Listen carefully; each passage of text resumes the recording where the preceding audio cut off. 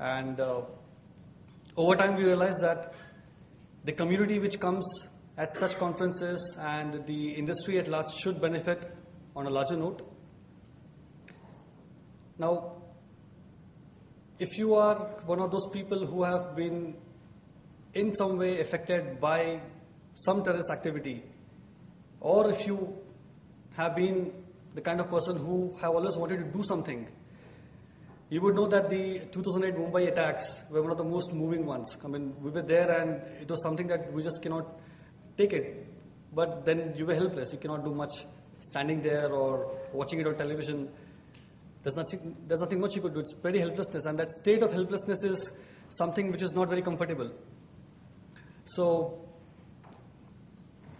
with that feeling and with a lot of other things going inside, the community, especially the security community, thought of doing something together and coming up with something that can give back to the industry, give back to our government, which is doing its best to support. Now, cybersecurity, I don't have to say much about it. Cybersecurity is something which everybody understands is a very crucial aspect of the country. And there are some things that, if you look back upon, that can worry you. For example, are you aware that today India is the #1 in virus infections across the world? Are you aware that we are #2 in cybercrimes? Now, guys like you and me don't have to care about it. We can go back home, we are good in security, we take care of our websites and stuff like that. To some extent, we can also get hacked, but we can do something about it. But there are people who cannot do much about it. I'll give us one example. If someone's account gets hacked, a regular person's account gets hacked, especially a girl's account gets hacked, and she goes to a cybercrime cell to lodge a complaint, what do you expect? Do you believe that the person will get caught? You won't believe it. That's the problem #1. You try to get in touch with the officials and try to get a response on the incidents. Do you believe that you have a competent professional investigating the case? If you're lucky, yes. If there are some volunteers working, yes. But you don't believe that the guys will be able to handle the case. The legal, the lawyers. Do you believe that the lawyers that you have today in India are competent enough to handle cybercrime cases? Do you have a lot of them? There are some prestigious, very fantastic lawyers out there who can help, but on a larger level, do you have people well? You know, 5 years down the line, in 2015, what do you think will happen? So the point is, if today we do not start preparing ourselves in handling cybercrime cases and training the police force and in training cybercrime cells and creating lawyers who can handle cybercrime cases effectively, 5 years down the line we will see a big problem coming up. And you have a lot of cases coming up, you don't have any resolutions, and it's a chaotic scenario which you don't want. And it's pretty easy to blame the system. We can say the government is not doing enough. Trust me, they are doing a lot of things. The very fact that you have people from the government attending the security conferences, supporting the initiatives back to back, end to end, shows that they are very dedicated to solve the problem, but they just cannot do it on their own. So it comes down to people like you and me who have to do something more to come out and do their bit or do your bit so that in the coming days we can make a small difference. Now, ISAC, the name, Information Sharing and Analysis Center. Now, the name is very, very common if you go to the US. You have ISAC models from 1989 in the US. I know it's a bit late in India, but nevertheless we did start it off. The goal is simple.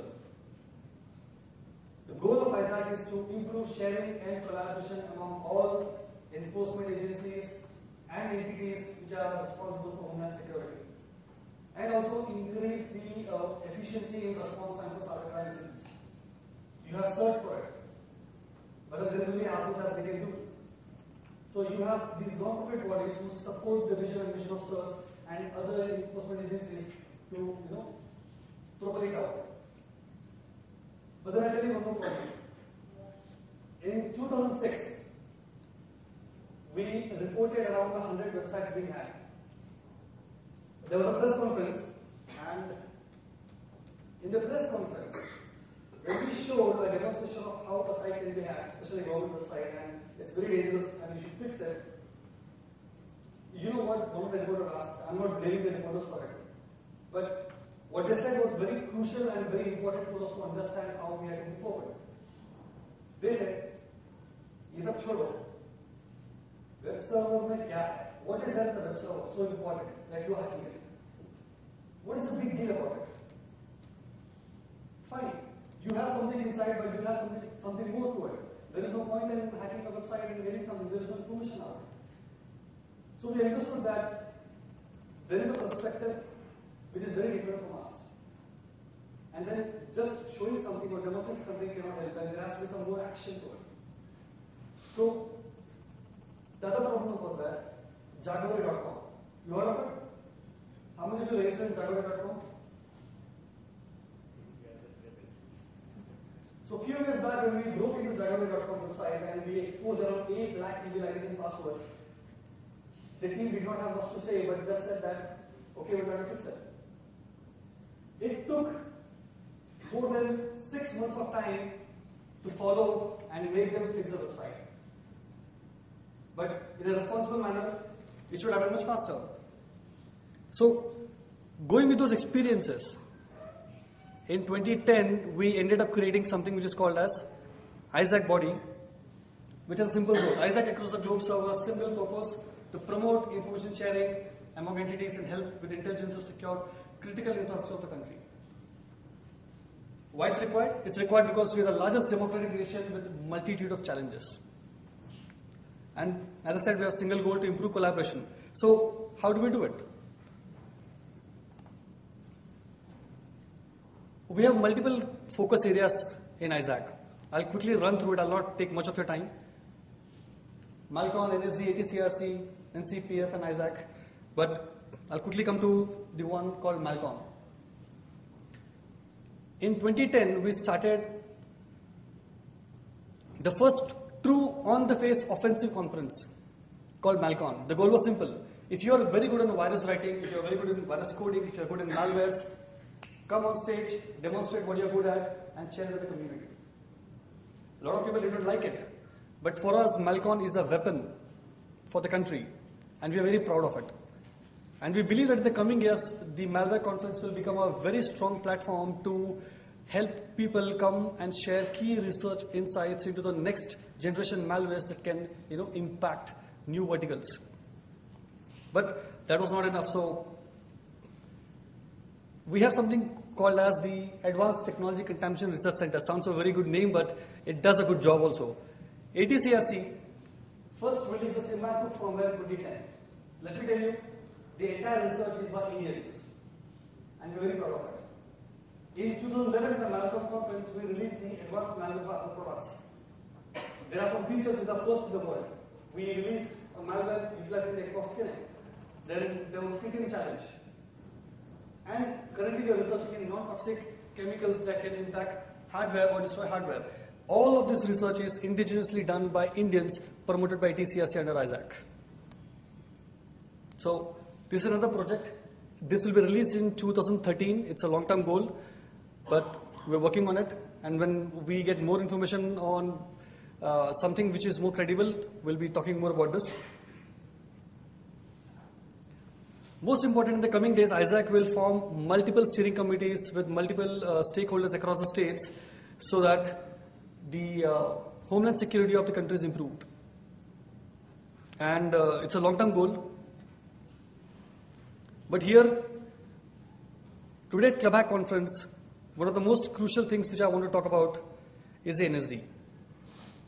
If I summarize NSD in a very small manner, it is India's most valued and credible information security professionals identified by the program.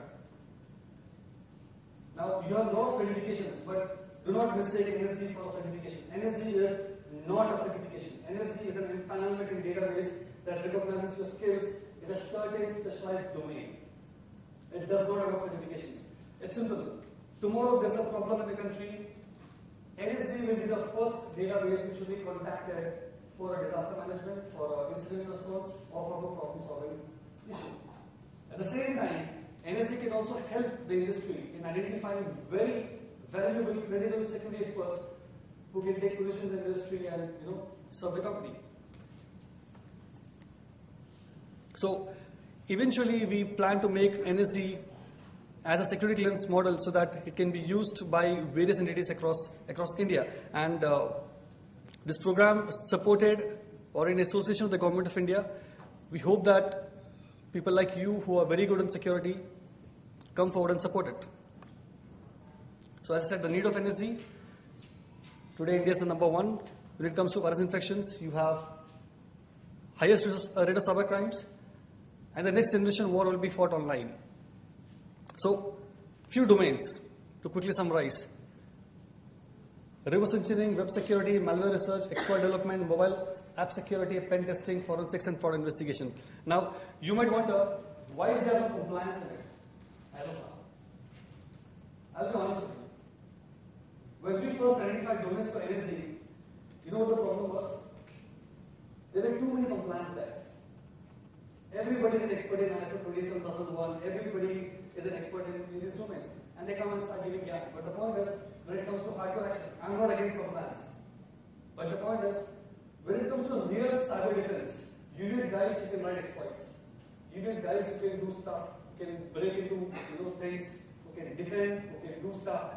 And these are the prime domains where we look at experts who can come down and be identified with the skill sets. So, over time, in the next 5 years, we hope that security professionals from these domains apply to the database program and get empaneled in the program. So, ISAC is a Section 25 company, a registered non-profit, and in the coming days, you will see a lot more action from us, like Malcon, NSD, ATCRC, Crime Prevention Framework. So, I hope that the community present here today will support the initiative and in the coming days help us in building this database into a most credible and resourceful program from India. If you have more questions, you can ask us. I can answer them, or you can mail me on my email ID at ISAC or in touch with Rohit also. Right? Thank you.